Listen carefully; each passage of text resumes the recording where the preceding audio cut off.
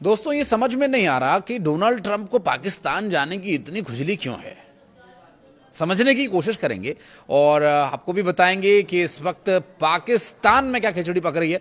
उससे पहले बात करेंगे डोनाल्ड ट्रंप के उस बयान की जिसकी वजह से ईरान में खलबली मची हुई है और ईरान की तरफ से क्या जवाब डोनाल्ड ट्रंप का दिया जा रहा है और डोनाल्ड ट्रंप जो भी कुछ अपने बयान में कह रहे हैं उसका जवाब और डोनाल्ड ट्रंप के बयान की कितनी सच्चाई, इन सभी विषयों पर बात करेंगे।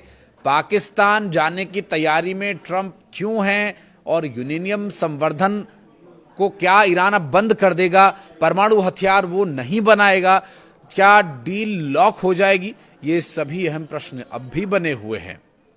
क्योंकि अगर ईरान ने ये बातें मान ली तो ईरान का क्या होगा और अगर ईरान ने ये बातें नहीं मानी तो अमेरिका का क्या होगा।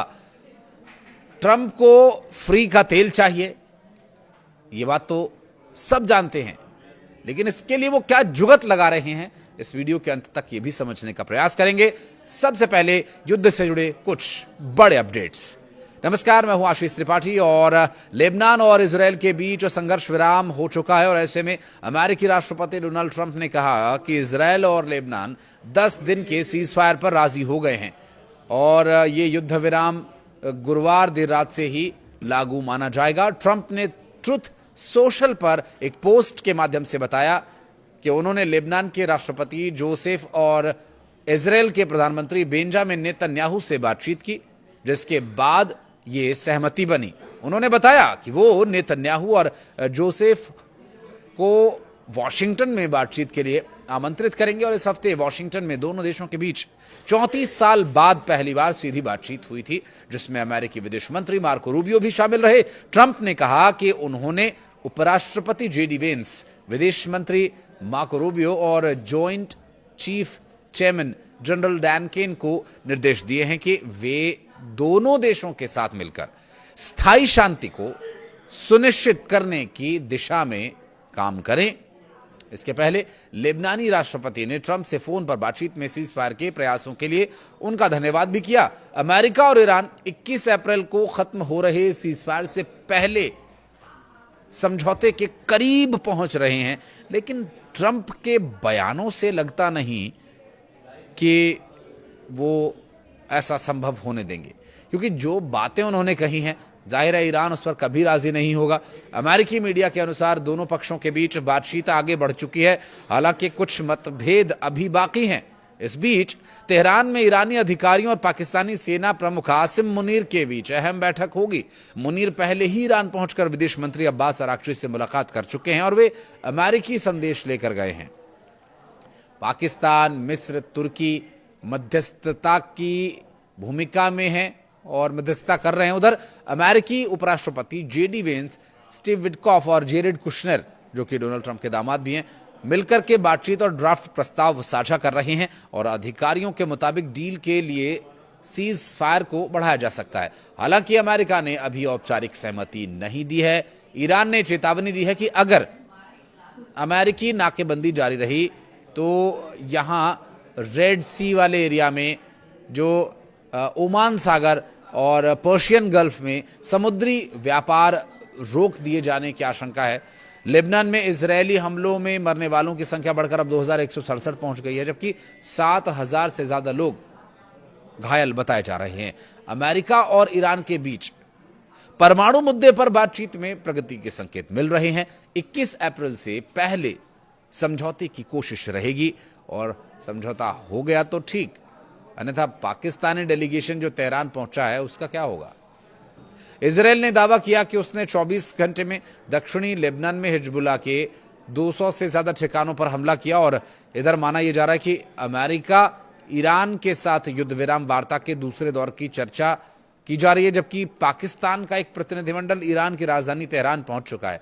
रविवार को पाकिस्तान की मेजबानी में अमेरिका ईरान के बीच 20 घंटे से अधिक चली वार्ता बिना किसी नतीजे के खत्म हो गई और इसके बाद 2 हफ्ते का युद्ध विराम लागू है और इस बेनतीजा चर्चाओं के एक दिन के भीतर ही राष्ट्रपति डोनाल्ड ट्रंप ने ईरान के प्रति अपनी नई रणनीति की घोषणा की, जिसमें अंतर्राष्ट्रीय तेल व्यापार के लिए अहम जलमार्ग स्ट्रेट ऑफ होर्मुज की नाकाबंदी का प्रस्ताव शामिल है। समझौते तक पहुंचने में इस शुरुआती विफलता और आगे की वार्ताओं की संभावना को कैसे देखा जाना चाहिए? क्या ईरान और अमेरिका नियंत्रित तनाव की ओर आगे बढ़ रहे हैं या फिर एक बड़े युद्ध की अनिवार्य स्थिति की तरफ? कई सवाल और हैं। अगर वार्ता की मेज पर लौटने की कोशिशें पूरी नहीं होती हैं तो क्या होगा? ये युद्ध विराम केवल समय लेने का एक जरिया भर था, दोनों पक्षों को रुकने, संभलने और फिर संगठित होने का, अपने अपने रुख पुनर्मूल्यांकन करने और अगले चरण की तैयारी का यहां मौका तो मिला, लेकिन इस मौके का फायदा कितना हो पाएगा?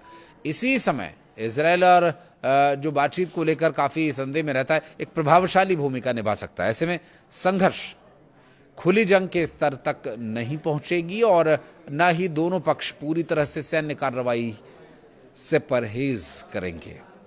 दरअसल इसके बाद प्रॉक्सी समूहों की भूमिका काफी महत्वपूर्ण हो जाएगी। इराक का लाल सागर में ईरान समर्थित समूहों की गतिविधियों में इजाफा और इनके नेटवर्क पर अमेरिकी दबाव बढ़ने से संघर्ष का भौगोलिक दायरा बढ़ सकता है, जैसे शैडो वॉर।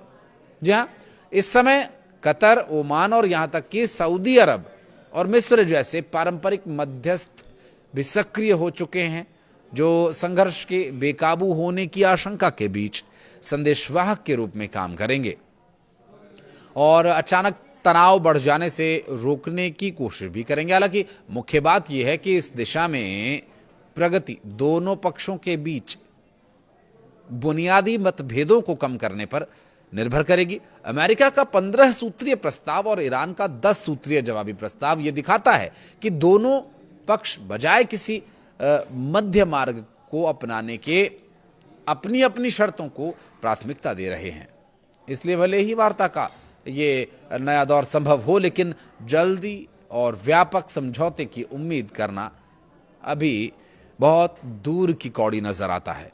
अगर अमेरिकी नौसेना की नाकेबंदी इसी तरह से जारी रही तो ईरानी सेना ने लाल सागर खाड़ी और ओमान की खाड़ी में शिपिंग को खतरे की भी चेतावनी जारी कर दी है। अमेरिकी प्रेसिडेंट के द्वारा यह घोषणा की गई है कि देश की नौसेना ईरान पर समुद्री नाकाबंदी लाएगी, जिससे कोई भी जहाज या तेल टैंकर स्ट्रेट ऑफ होर्मुज से गुजर नहीं सकेगा। उन्होंने यह भी धमकी दी है कि अंतर्राष्ट्रीय जल क्षेत्र में उन जहाजों को रोका जाएगा जो होर्मुज से गुजरने के लिए ईरान को ट्रांजिट शुल्क देते हैं।